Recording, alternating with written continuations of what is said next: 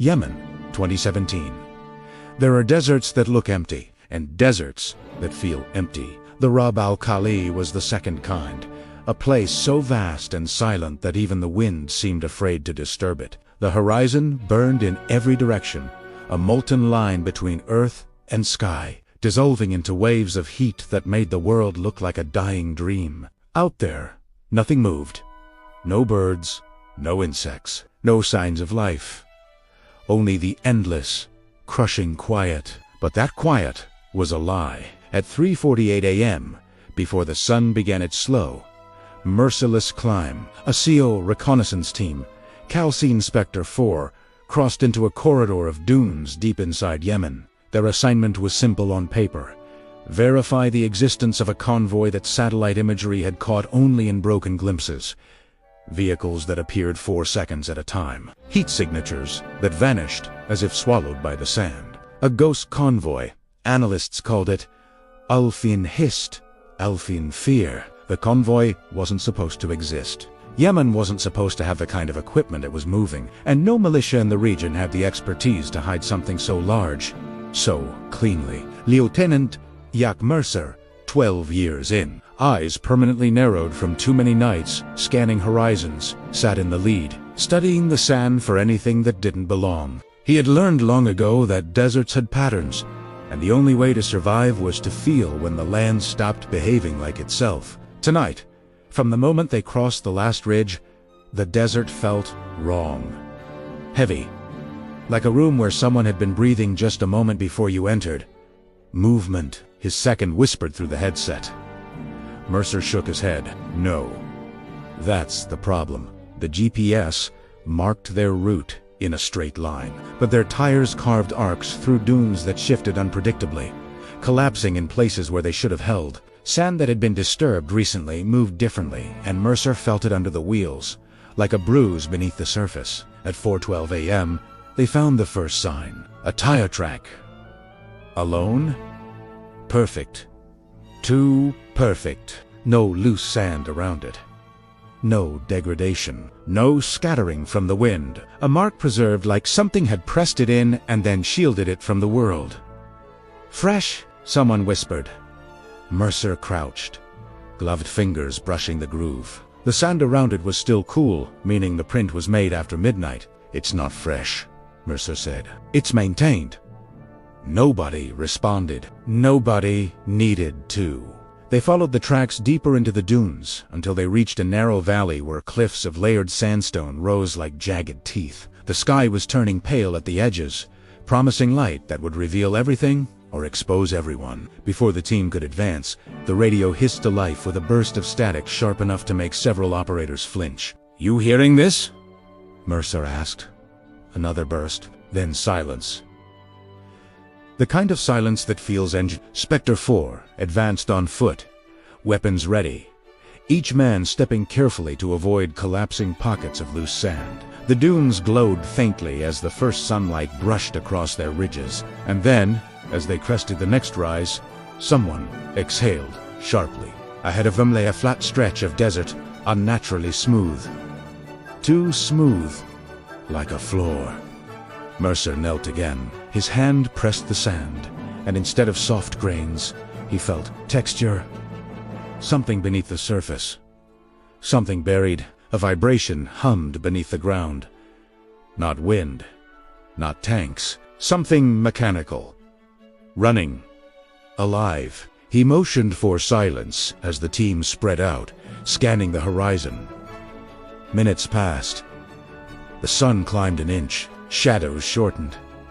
And then something impossible happened. The sand in front of them moved, not shifted, not blown, but rose like a blanket pulled by invisible hands. A ripple rolled across the surface, and a shape emerged in the heat.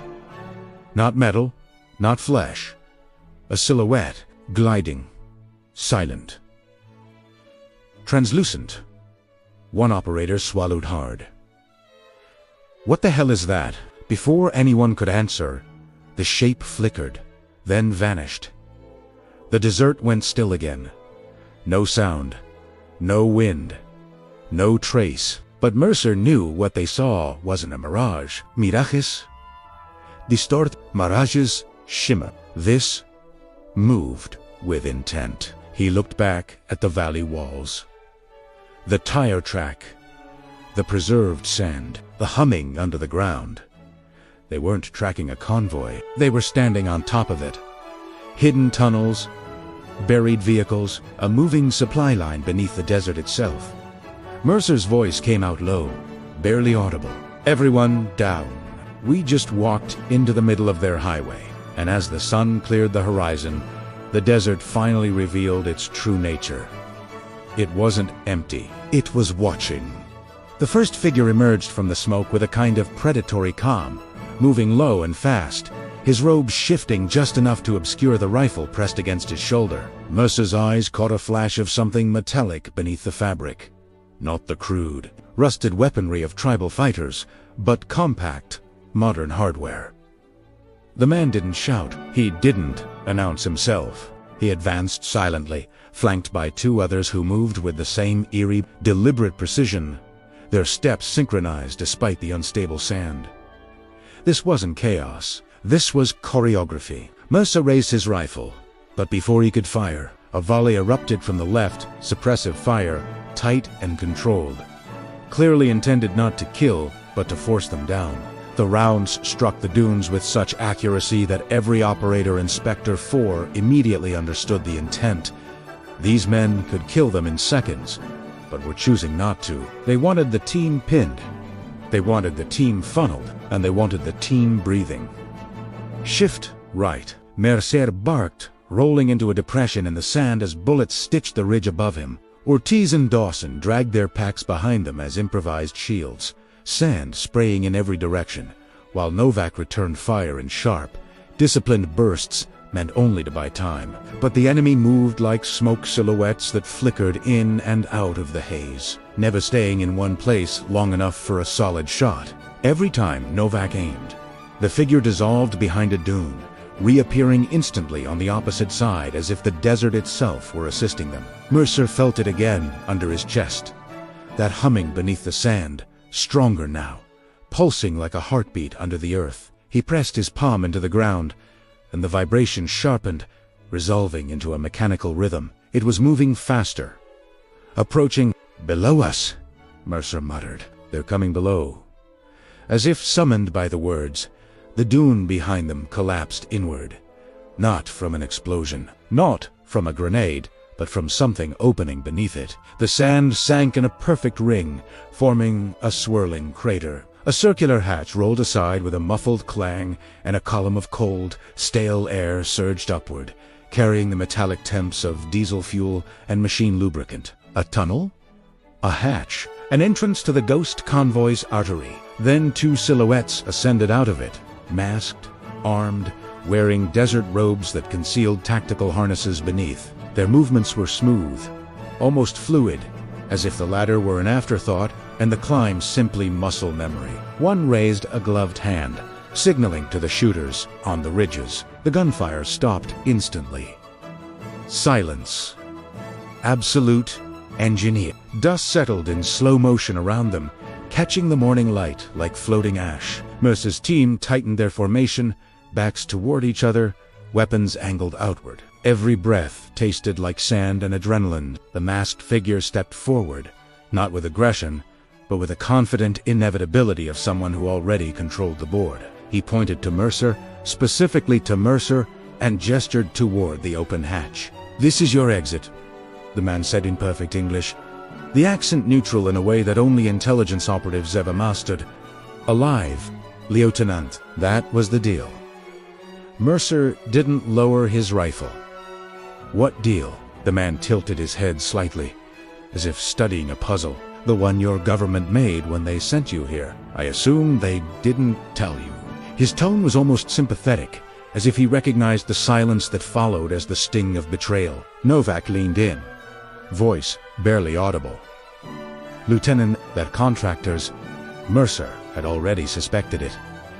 These weren't insurgents. These weren't militias. These were men trained by someone with resources, someone who understood desert warfare, infiltration, suppression, misdirection. Someone with enough intelligence access to predict an American reconnaissance team hours before they arrived. Private military contractors. The type that didn't exist on record. The type that changed names every 6 months. The type hired by nations too embarrassed to admit how much dirty work they outsourced. "Why us?" Mercer asked, the masked leader's voice softly. "Because your presence here interferes with the agreement. My employers do not wish to kill you, but they will if you continue to interfere." He nodded toward the tunnel. "You will go with us." "Peacefully." Mercer's pulse slowed, not out of calm but calculation. Everything about this was wrong. SEAL teams weren't deployed into operations involving multinational covert agreements without layers of authorization. And yet here they were, in a valley where the sand itself seemed to obey foreign command. Dotson whispered, "This is abduction." Mercer nodded once. "Yes, and that's why we aren't doing it their way." The masked man took another step toward him, and Mercer fired. The round sliced through the man's shoulder, spinning him backward. The valley exploded into noise. Gunfire shredded the dunes. Sand erupted like geysers. Novak tackled Ortiz to the ground as rounds tore through the space where their heads had been. Dawson fired upward, hitting a silhouette on the ridge and sending it tumbling down the slope. But the ghost convoy's shadows responded with impossible speed. They moved into the smoke with the confidence of men who knew every inch of the terrain because they controlled every inch of it. Mercer and his team were pushed back, inch by inch, toward the collapsing dune and the open hatch behind them. A shadow lunged from the left, tackling Novak into the sand. Another swept low, striking Ortiz's rifle aside with the butt of his weapon. Dostum tried to pull him up, but a third figure grabbed both men and drove them downward with precision grip holds no militia fighter would ever know. Mercer turned to cover them and froze. Another figure had emerged from the hatch behind him.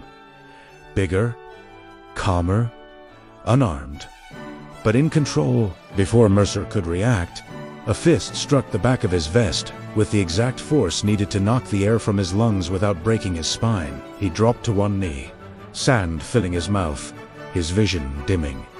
Hands seized his arms. His rifle was ripped away. The contractor leader stepped forward, blood dripping from his wounded shoulder, eyes hard behind the mask. "We asked for peace, Lieutenant, but your loyalty is your weakness."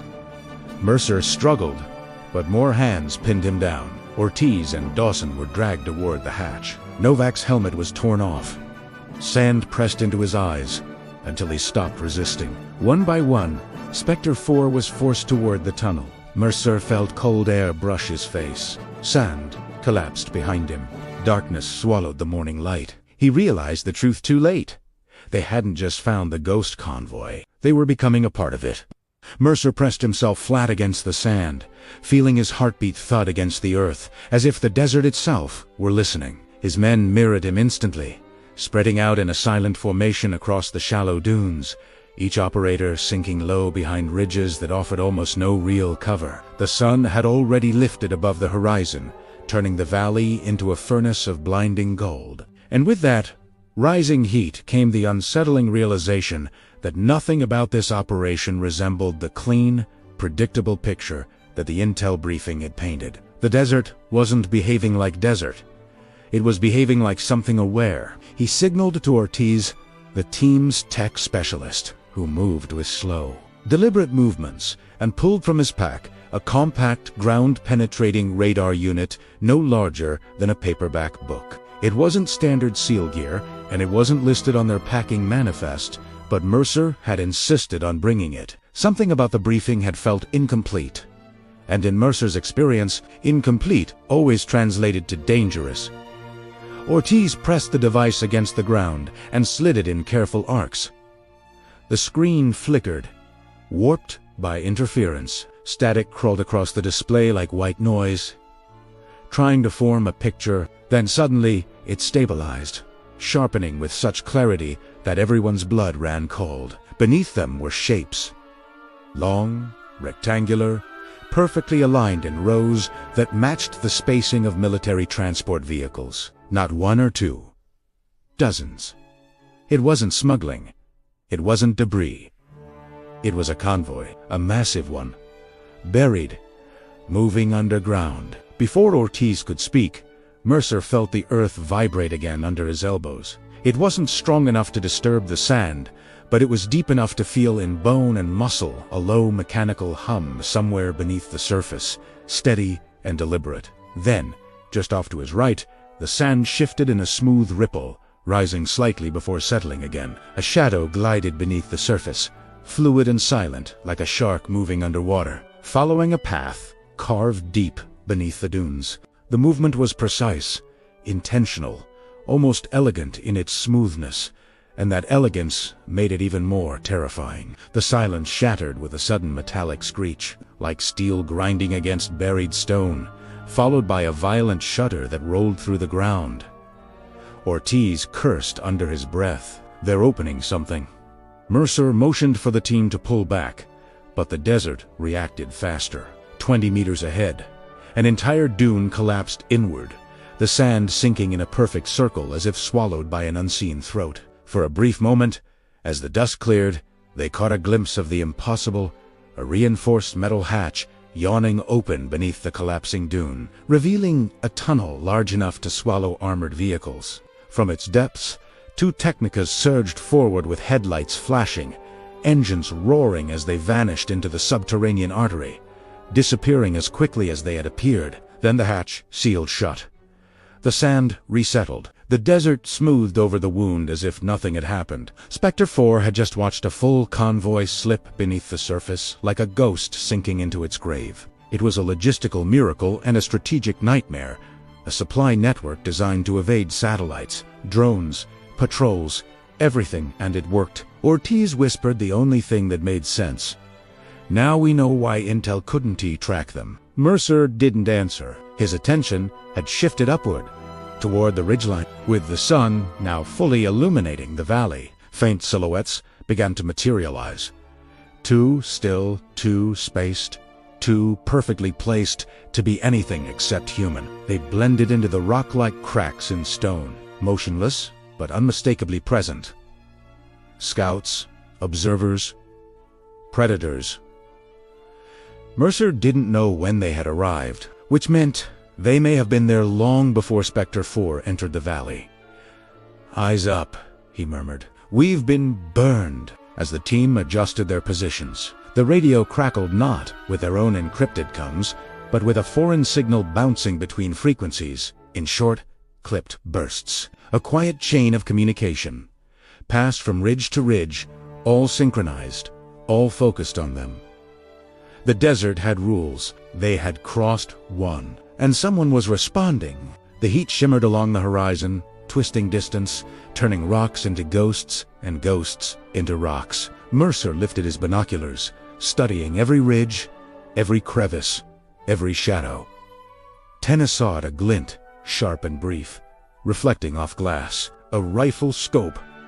"Contact," he barked, but the gunshot cracked first. Sand erupted inches from his face. Another round sliced the air, tearing through the dune and spraying hot grit over the team. They scrambled for cover, but the desert offered none, only shallow dips that slowed bullets instead of stopping them. Shadows on the ridges shifted, moving with an unsettling grace. These weren't tribal militias firing wildly. They weren't amateurs. Their volleys were coordinated, disciplined, spaced precisely to herd the seals rather than overwhelm them. Mercer understood instantly. They're hurting us. The realization hit the team hard.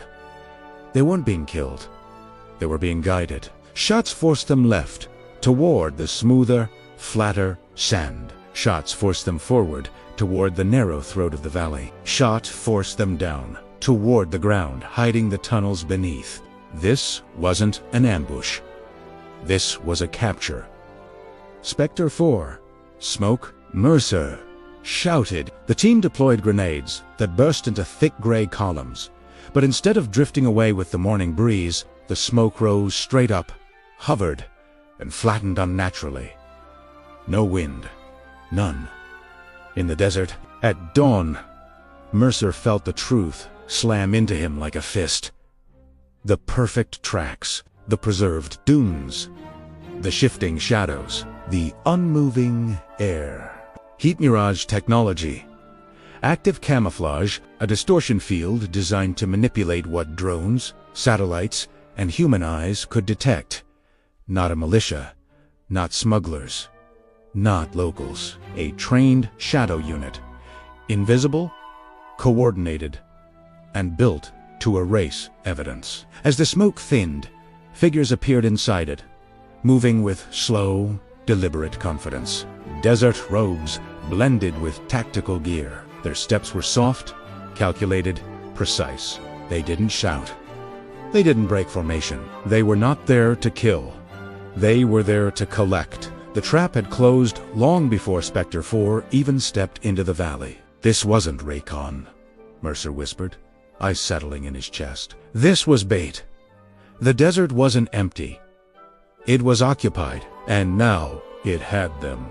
The darkness swallowed Mercer completely, so suddenly and so violently that his mind needed a full second to catch up with the sensation of falling. Before he could orient himself, the hatch above slammed shut with a metallic finality that rang down the tunnel like a steel jaw locking into place. A gust of cold, stale air rushed past his face, carrying the layered smells of oil, sun-baked sand, sweat, and metal that had lived too long without sunlight. Rough hands seized him by the vest, and arms dragging him across a grated steel walkway while boots thudded and scraped around him. The entire subterranean world humming with the low vibration of engines idling somewhere deeper below the earth. His vision adjusted slowly, shapes emerging from the shadows, until the corridor around him resolved into a long, ribbed steel passage that curved downward like the inside of an enormous buried pipeline. Dim amber lamps pulsed from fixtures, bolted into the ceiling,